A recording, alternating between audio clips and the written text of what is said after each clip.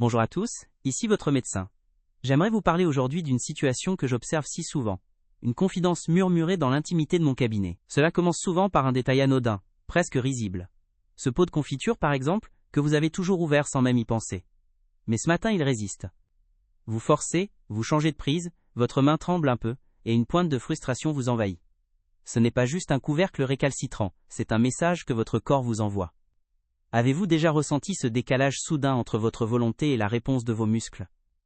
Ce moment où un geste familier devient un petit défi, vous laissant perplexe et un peu inquiet face au miroir, vous demandant quand, exactement, ce changement s'est opéré. Ce sentiment ne reste jamais isolé bien longtemps. Bientôt, ce n'est plus seulement le pot de confiture. C'est aussi cet escalier menant à votre chambre, dont chaque marche semble avoir pris de la hauteur. C'est le sac de course qui pèse plus lourd en revenant du marché. Ou encore, ce moment où vous voulez soulever votre petit-fils ou votre petite-fille dans vos bras, et que vous hésitez une fraction de seconde, calculant l'effort. Ces petites capitulations du quotidien s'accumulent et finissent par peser sur le moral. Elles grignotent la spontanéité. Elles installent le doute. Vous commencez à anticiper la difficulté, à éviter certains gestes. Vous vous surprenez à dire « je ne peux plus », pour des choses qui, hier encore, faisaient partie de votre normalité. Cette perte de vigueur, c'est une perte de liberté. Alors, face à cette évidence, le premier réflexe, celui que tout le monde vous conseille, est tout à fait logique. Il faut nourrir les muscles. Et comment nourrit-on un muscle? Avec des protéines, bien sûr. C'est la recommandation que l'on entend partout. Dans les magazines, à la télévision. De la part de nos proches bien intentionnés. Mangez plus de poulet, plus de poisson, plus de pire. Vous suivez donc scrupuleusement ces conseils. Vous vous assurez d'avoir une source de protéines à chaque repas, vous privilégiez les viandes blanches, vous redécouvrez les lentilles et les pois chiches.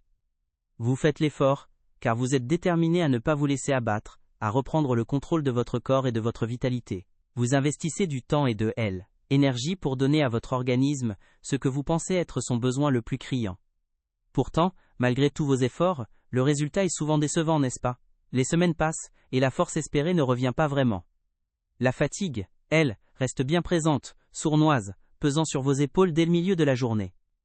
Vous avez beau fournir à votre corps les meilleures briques possibles, vous avez l'impression que le chantier de reconstruction de vos muscles est à l'arrêt. C'est une situation profondément frustrante. Vous avez l'impression de faire tout ce qu'il faut, de suivre les règles du jeu, mais de perdre quand même la partie. On se sent un peu seul et incompris, avec cette désagréable sensation que le corps ne collabore plus, qu'il a ses propres règles que vous ne comprenez pas. C'est comme si vous parliez une langue que vos muscles n'entendent plus. Et si je vous disais que votre diagnostic n'est pas faux, mais qu'il est simplement incomplet? Si je vous disais que vous vous êtes concentré sur un seul élément de l'équation, en oubliant un autre acteur, un partenaire indispensable sans qui rien n'est possible? Imaginez que vous ayez réuni les meilleurs matériaux du monde pour construire une maison solide, mais que vous ayez oublié d'engager le chef de chantier, l'artisan qui sait comment assembler ces matériaux. Vos efforts sont louables, votre intention est parfaite, mais il vous manque l'élément déclencheur, l'organisateur. Cette pièce manquante du puzzle n'est pas un secret bien gardé, mais plutôt un héros discret de notre métabolisme. Un élément que nous avons tendance à négliger, surtout en avançant en âge. Ce héros méconnu, cet artisan indispensable à la vitalité de vos muscles, c'est un minéral. Et ce minéral, c'est le magnésium. Voilà le nom de celui qui manquait à l'appel. Il ne s'agit absolument pas de dire que les protéines ne sont pas importantes, bien au contraire, elles sont et restent les fondations de notre masse musculaire. Mais il faut comprendre que les protéines seules ne peuvent pas agir. Elles ont besoin d'un catalyseur, d'un activateur, pour être correctement utilisées par l'organisme, pour être transformées en tissu musculaire fonctionnel, en force, en énergie. Le magnésium est ce chef d'orchestre qui permet à chaque nutriment de jouer sa partition au bon moment. Sans lui, les meilleures protéines du monde restent en coulisses, sans jamais pouvoir entrer en scène. Pour que vous compreniez bien son rôle capital, j'aime utiliser une métaphore très simple.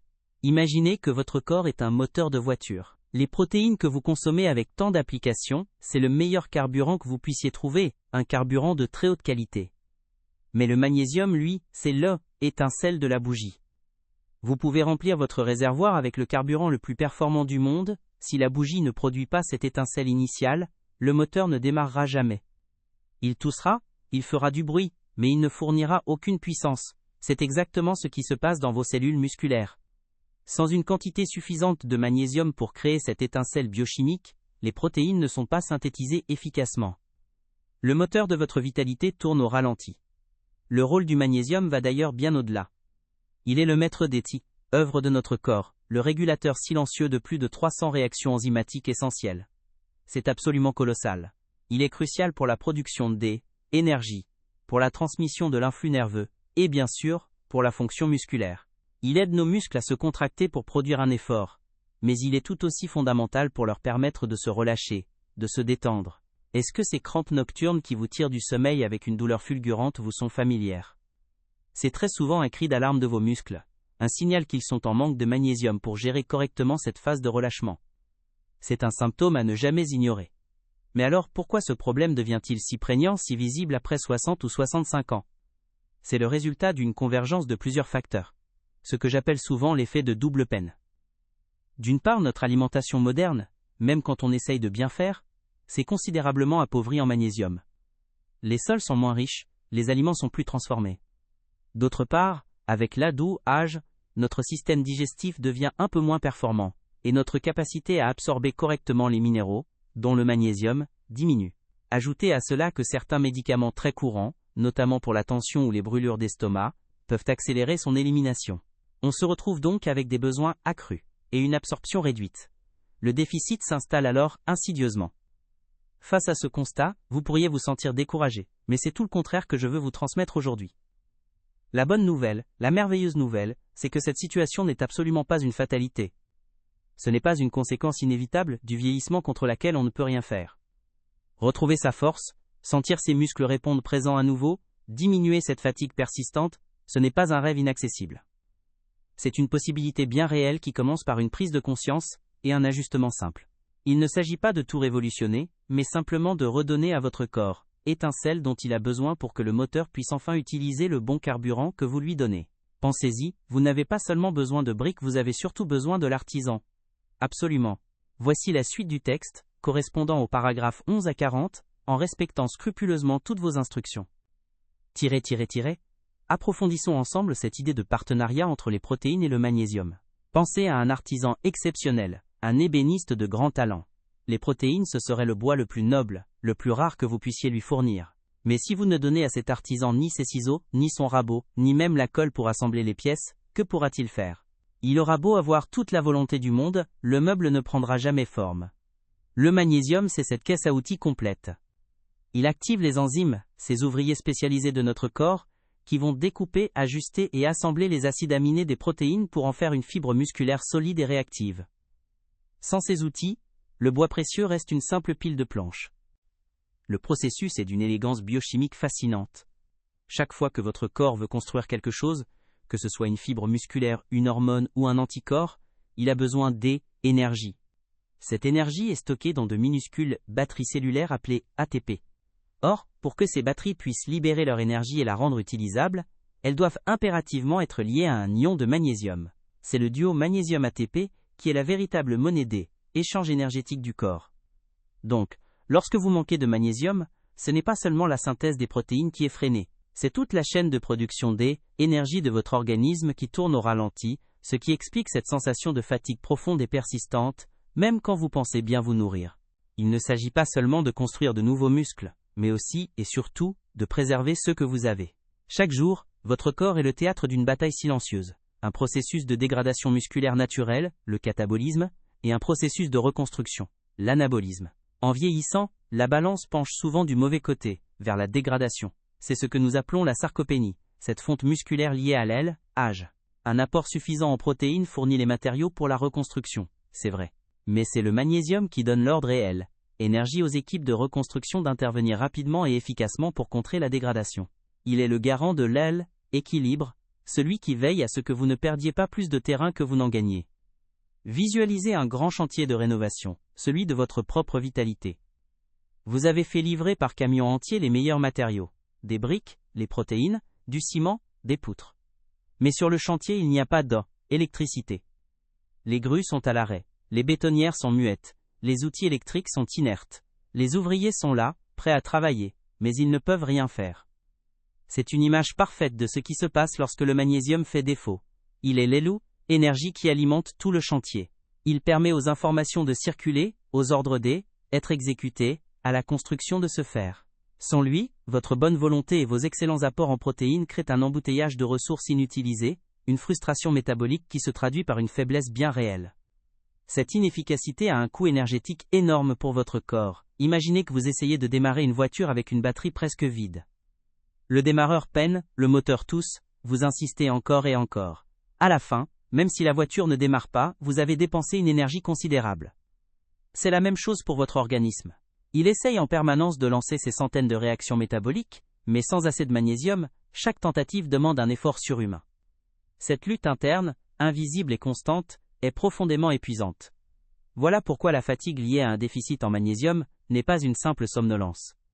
C'est un épuisement de fond, une lassitude qui imprègne chaque cellule de votre corps, car chaque cellule se bat pour fonctionner correctement. Vous pourriez penser que ce déficit est une situation rare, qui ne concerne que quelques personnes. La réalité est tout autre, et les chiffres sont assez frappants. Des études menées en France, comme étude SUVI.max, ont montré que plus de 70% des adultes, hommes et femmes confondus, ont des apports en magnésium inférieurs aux apports nutritionnels conseillés. C'est une majorité silencieuse qui fonctionne avec un moteur qui n'est pas à son plein potentiel. On a tendance à banaliser les petits signes, à mettre la fatigue ou les crampes sur le compte du stress ou de l'âge, sans réaliser qu'il s'agit souvent du symptôme d'une carence très répandue mais largement sous-diagnostiquée dans notre société moderne. Lorsque l'on se penche spécifiquement sur la population des plus de 65 ans, le tableau est encore plus préoccupant. Le chiffre monte souvent à près de 80%. C'est ici que l'effet de double peine, que j'y évoquais, prend tout son sens. Non seulement les besoins peuvent être accrus pour lutter contre la tendance naturelle à la fonte musculaire, mais la capacité du corps à extraire le magnésium de l'alimentation et à le faire passer dans le sang diminue. L'intestin devient un peu moins efficace avec le temps. C'est un phénomène physiologique normal, mais dont les conséquences sont importantes. On se retrouve donc dans une situation paradoxale.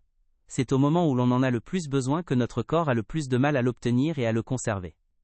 Pour vous donner un ordre d'idée concret, les apports nutritionnels conseillés en France sont d'environ 6 mg par kilo de poids corporel et par jour. Pour un homme de 70 kg, cela représente 420 mg, et pour une femme de 60 kg, 360 mg. Or, la consommation moyenne réelle se situe souvent bien en dessous, parfois à peine à la moitié de ces recommandations. Ce n'est pas un petit écart, c'est un déficit quotidien qui, accumulé jour après jour, année après année, finit par vider les réserves de l'organisme. Le corps puise alors dans ses stocks, notamment dans les os, ce qui fragilise encore un peu plus l'ensemble de la structure. Le compte en banque, Magnésium S, épuise lentement mais sûrement. Ces chiffres, aussi parlants soient-ils, peuvent sembler abstraits. Mais les risques qu'ils représentent pour votre santé et votre autonomie au quotidien sont, eux, bien concrets. Le premier risque, le plus direct, est l'accélération de la sarcopénie. Ce n'est pas juste être un peu moins fort. C'est une perte de masse et de fonction musculaire qui peut rendre difficile des gestes, aussi simples que se lever d'une chaise, porter ses sacs de course, ou même marcher d'un pas assuré. Maintenir son équilibre devient plus précaire. Cette perte de force est le premier pas vers une perte d'indépendance, et c'est précisément ce que nous voulons tous éviter le plus longtemps possible pour conserver une belle qualité de vie. Le corollaire direct de cette faiblesse musculaire est une augmentation significative du risque de chute. Une étude a montré que les personnes âgées ayant les taux de magnésium les plus bas avaient un risque de fracture, notamment de la hanche, bien plus élevé. Pourquoi ? Parce que des muscles moins réactifs et moins puissants, en particulier au niveau des jambes et du tronc, ne peuvent plus corriger aussi vite un déséquilibre. Le temps de réaction pour rattraper un faux pas est plus long. Une simple glissade qui, quelques années plus tôt, se serait soldée par une petite frayeur, peut alors se transformer en une chute grave, avec toutes les conséquences que cela implique. Hospitalisation, perte de mobilité et un impact psychologique considérable. Mais les risques ne s'arrêtent pas à la porte de vos muscles. Le magnésium est parfois appelé le gardien du cœur. Votre cœur est le muscle le plus important de votre corps, et il a un besoin vital de magnésium pour maintenir un rythme régulier et se contracter efficacement. Une carence chronique peut contribuer à l'hypertension artérielle, car le magnésium aide à détendre les parois des vaisseaux sanguins. Elle peut également favoriser les troubles du rythme cardiaque, comme les palpitations ou l'arythmie. Prendre soin de son taux de magnésium, c'est donc aussi prendre soin de la santé de son système cardiovasculaire, un enjeu absolument majeur en avançant en âge. Il ne faut jamais sous-estimer l'impact d'un déficit chronique sur votre bien-être mental et émotionnel. Le magnésium joue un rôle de régulateur sur le système nerveux. Il agit comme un frein naturel sur l'excitabilité des neurones, favorisant le calme et la sérénité. Lorsqu'il vient à manquer, c'est comme si ce frein était desserré. Le système nerveux peut s'emballer plus facilement, ce qui se traduit par une sensation d'anxiété diffuse, de l'irritabilité, une hypersensibilité au stress et une humeur plus instable. Cette fatigue physique constante, couplée à cette tension nerveuse, peut créer un terrain propice à la déprime et à un sentiment général de mal-être. Enfin, il existe un risque insidieux, celui de l'effet boule de neige. Tout est lié dans le corps humain. La faiblesse musculaire vous incite à moins bouger. Moins d'activité physique entraîne une prise de poids, une diminution de la sensibilité à l'insuline, ce qui augmente le risque de diabète de type 2, et une plus grande raideur articulaire. La fatigue et le manque de force vous isolent socialement, car vous hésitez à sortir, à participer à des activités. Chaque petit renoncement, dicté par le manque d'énergie, en entraîne un autre. C'est une spirale négative qu'il est primordial d'enrayer. Agir sur la cause initiale, ce déficit en magnésium, peut permettre de briser ce cercle vicieux et de relancer une dynamique positive. Pour agir, il faut d'abord apprendre à écouter son corps et à reconnaître les signaux qu'il nous envoie. Les symptômes d'un manque de magnésium sont nombreux et souvent variés. Les plus connus et les plus faciles à identifier sont d'ordre musculaire. Vous connaissez sans doute ces crampes nocturnes terriblement douloureuses aux mollets ou aux pieds, qui vous réveillent en sursaut. Mais il y a aussi des signes plus subtils, de petites fasciculations, ces tressautements involontaires d'un muscle, comme la fameuse paupière qui saute sans raison. Des contractures persistantes, au niveau du dos ou de la nuque, peuvent également être un signe que vos muscles peinent à se relâcher correctement. Au-delà des muscles, le symptôme le plus universel est cette fameuse fatigue, mais il est important de bien la caractériser. Ce n'est pas la bonne fatigue que l'on ressent après un effort physique, ou une journée bien remplie. C'est une lassitude qui est là dès le matin au réveil, comme si la nuit n'avait pas suffi à recharger les batteries. C'est un manque d'entrain, une sensation de lourdeur, qui vous accompagne toute la journée, et qui rend le moindre effort, même intellectuel, plus coûteux. On a l'impression de se déplacer constamment avec un poids invisible sur les épaules. Cette fatigue chronique est l'un des appels au secours les plus fréquents d'un organisme qui manque de son étincelle énergétique. Les manifestations peuvent aussi être d'ordre neurologique. Le magnésium est essentiel à ce neuro-équilibre de nos neurotransmetteurs, les messagers chimiques du cerveau. Un déficit peut se manifester par une nervosité accrue, une anxiété sans objet apparent, une tendance à sursauter au moindre bruit. Vous pouvez vous sentir plus irritable, moins patient, avec les nerfs à fleur de peau. C'est une sensation très désagréable de tension interne permanente, comme si le moteur de votre système nerveux tournait constamment en sur-régime, sans jamais pouvoir repasser au ralenti. Cet état d'hypervigilance est non seulement désagréable psychologiquement, mais il est aussi très épuisant pour l'organisme sur le long terme. Naturellement, un système nerveux tendu a beaucoup de mal à trouver le chemin du sommeil. Les troubles du sommeil sont donc un autre symptôme très courant. Cela peut se traduire par des difficultés à s'endormir, l'esprit qui mouline sans fin, ou par des réveils nocturnes fréquents, avec une incapacité à se rendormir rapidement. Le sommeil est moins profond, moins réparateur. Vous vous réveillez le matin, avec l'impression de ne pas avoir vraiment dormi. C'est un cercle vicieux, car le manque de sommeil aggrave la fatigue et l'irritabilité de la journée, qui à leur tour nuisent à la qualité du sommeil de la nuit suivante. Le magnésium aide à la production de mélatonine, l'hormone du sommeil, et favorise la relaxation nécessaire à l'endormissement. Certaines personnes ressentiront également une augmentation de la fréquence ou de l'intensité de leurs maux de tête, voire de véritables migraines. Le lien est aujourd'hui bien établi par la science. Le magnésium participe à la régulation du tonus des vaisseaux sanguins cérébraux et calme l'hyperexcitabilité des neurones, deux mécanismes impliqués dans le déclenchement des migraines. Pour de nombreuses personnes migraineuses, une supplémentation en magnésium fait d'ailleurs partie de la stratégie de prévention. Si vous remarquez que vos maux de tête sont plus fréquents, plus tenaces, surtout s'ils s'accompagnent de fatigue et de tension musculaire, cela peut être une piste à explorer avec votre médecin. Enfin, il y a des symptômes plus discrets, plus insidieux, que l'on met facilement sur le compte de l'âge ou de la distraction. Je pense au brouillard cérébral, cette difficulté à se concentrer, à trouver ses mots, cette impression d'avoir l'esprit moins vif, moins clair. Le cerveau est un organe extrêmement gourmand en énergie. Quand la production d'énergie au niveau cellulaire est défaillante à cause du manque de magnésium, les fonctions cognitives supérieures sont les premières à en pâtir. On peut aussi observer une certaine forme de bougeotte, un besoin de remuer constamment les jambes quand on est assis, ou des sensations de fourmillement ou d'engourdissement dans les extrémités. La grande difficulté avec tous ces symptômes, c'est qu'ils sont non spécifiques, c'est-à-dire qu'ils peuvent être attribués à de nombreuses autres causes. Le stress, le surmenage, le vieillissement normal. C'est pourquoi on passe souvent à côté du diagnostic. On traite le symptôme. On prend un somnifère pour dormir, un antidouleur pour le mal de tête, sans s'attaquer à la cause profonde. L'invitation que je vous lance aujourd'hui, c'est de regarder tous ces signes, non pas comme des problèmes isolés, mais comme les pièces d'un même puzzle. Si vous vous reconnaissez dans plusieurs de ces descriptions, il est alors très probable que votre corps essaye de vous parler de son besoin en magnésium. Maintenant que nous avons identifié le problème, les risques et les symptômes, il est essentiel de comprendre pourquoi ce déficit est si fréquent aujourd'hui. D'où vient cette carence généralisée? La première cause, la plus fondamentale, se trouve littéralement sous nos pieds, dans la terre. L'agriculture intensive moderne, avec son utilisation d'engrais chimiques qui favorisent la croissance rapide au détriment de la densité nutritionnelle, a progressivement appauvri les sols en minéraux essentiels, dont le magnésium. Un épinard ou une tomate d'aujourd'hui contient significativement moins de magnésium que son équivalent d'il y a 50 ou 60 ans. Nous avons beau remplir notre assiette de légumes, leur richesse intrinsèque a diminué. La deuxième cause majeure se trouve dans nos placards de cuisine et dans l'industrie agroalimentaire. Le raffinage des aliments est une véritable catastrophe pour nos apports en magnésium.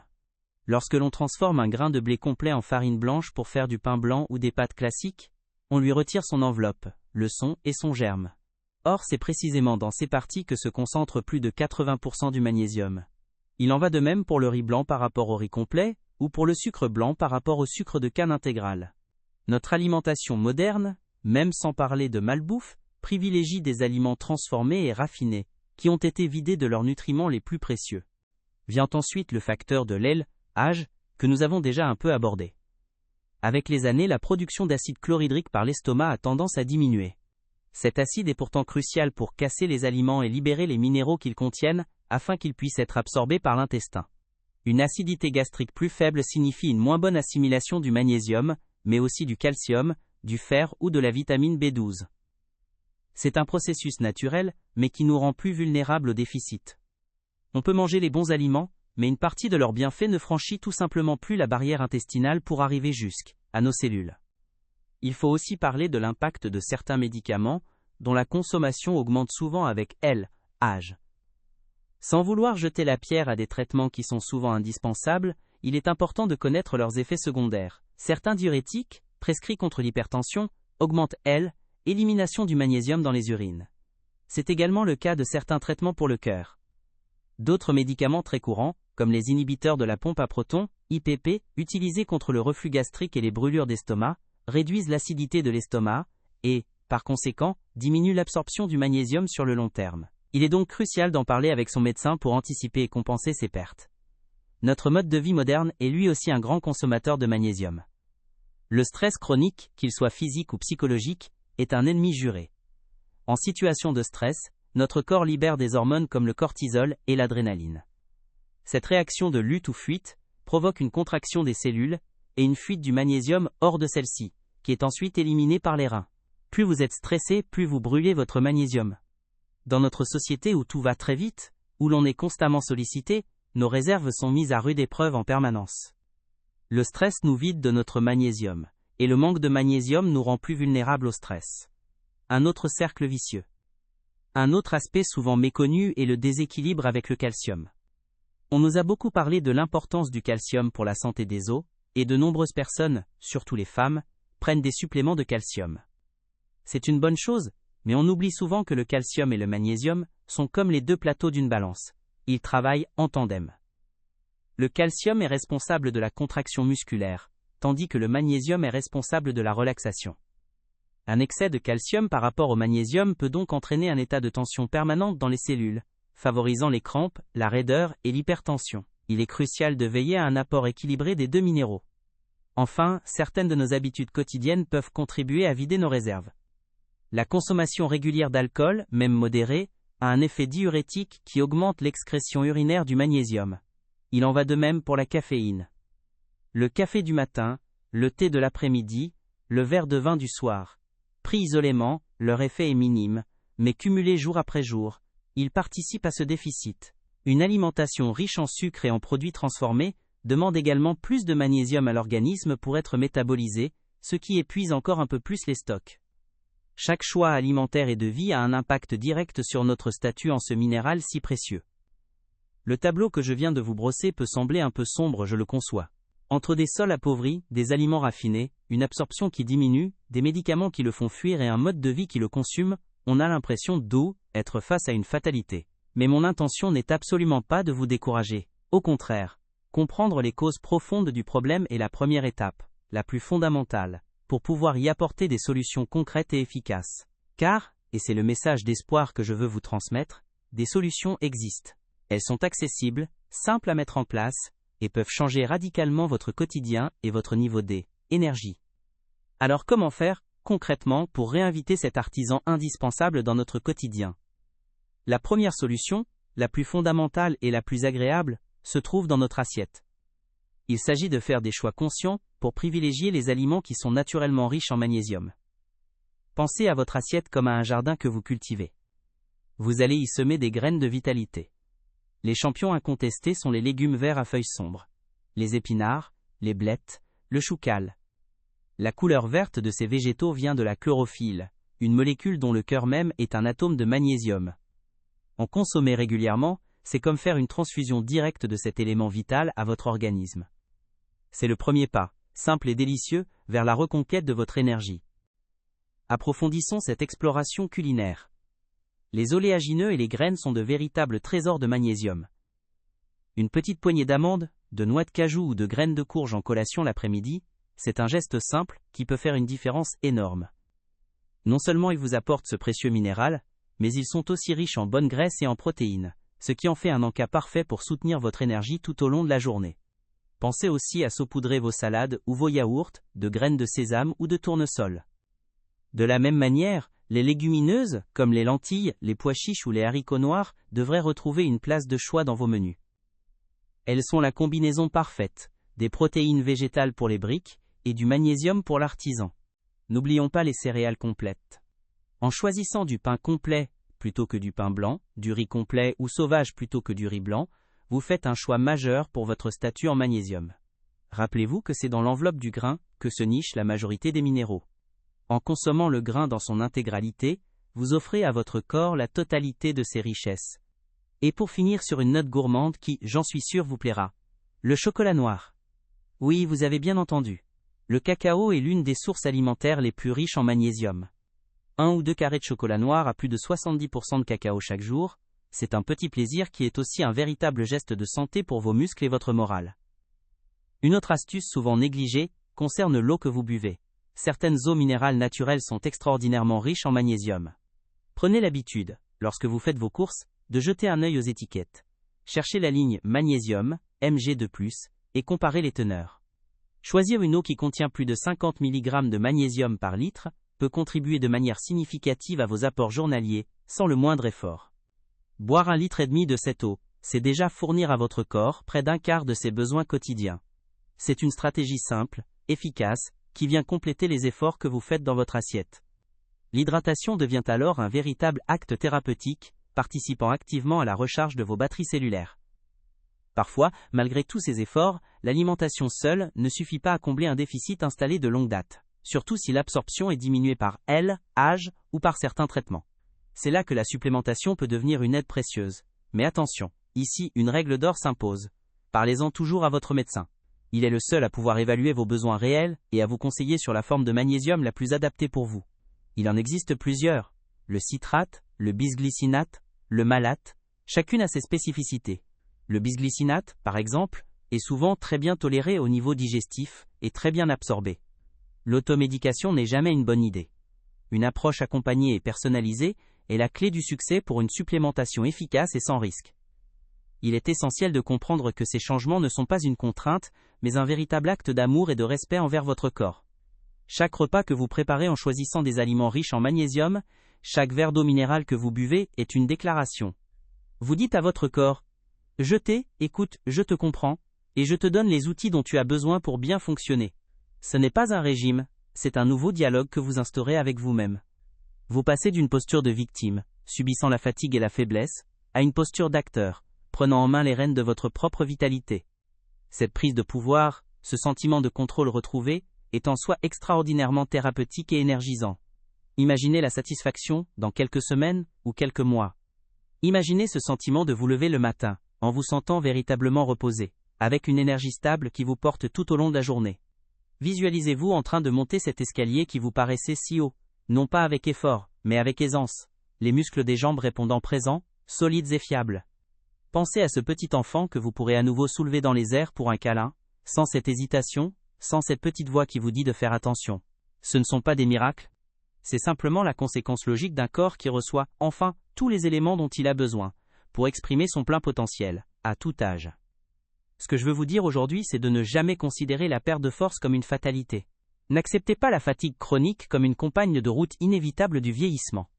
Votre corps est une mécanique merveilleuse, dotée d'une capacité de régénération extraordinaire, à condition qu'on lui en donne les moyens. Elle, étincelle n'est pas perdue, elle est simplement en sommeil. Il ne tient qu'à vous de la ranimer. Le pouvoir de changer les choses est littéralement entre vos mains, dans votre fourchette, dans votre verre. N'attendez pas que la frustration s'installe plus profondément. N'attendez pas la chute ou la perte d'autonomie. L'urgence c'est maintenant, mais c'est une urgence douce, une urgence pleine d'espoir. Alors je vous en prie, ne restez pas avec cette impression que vous fournissez les briques, sans que personne ne soit là pour construire le mur. Devenez le chef de chantier de votre propre bien-être. Faites de votre alimentation votre premier allié. Redécouvrez le plaisir de manger des aliments vrais, simples, colorés et denses en nutriments. Chaque bouchée peut être un pas de plus vers la force, vers la liberté de mouvement, vers la joie de vivre pleinement chaque instant. Vous avez en vous toutes les ressources pour reconstruire votre vitalité. Il vous manquait peut-être simplement le mode d'emploi, la pièce manquante du puzzle. Maintenant vous la connaissez. Vous souvenez-vous de ce pot de confiture récalcitrant ? Il n'est pas le symbole d'une force qui s'en va pour toujours. Il est un simple messager, un signal qui vous a mis sur la bonne voie. Aujourd'hui vous savez que pour le vaincre, il ne suffit pas de lui opposer la force brute des protéines. Il faut lui opposer l'intelligence d'un métabolisme qui fonctionne de manière optimale, grâce à elle, étincelle du magnésium. Alors la prochaine fois que vous préparerez votre repas, pensez-y. Vous ne faites pas que nourrir votre faim. Vous embauchez le plus précieux, le plus indispensable des artisans pour rebâtir, jour après jour, le temple de votre vitalité. Prenez soin de vous.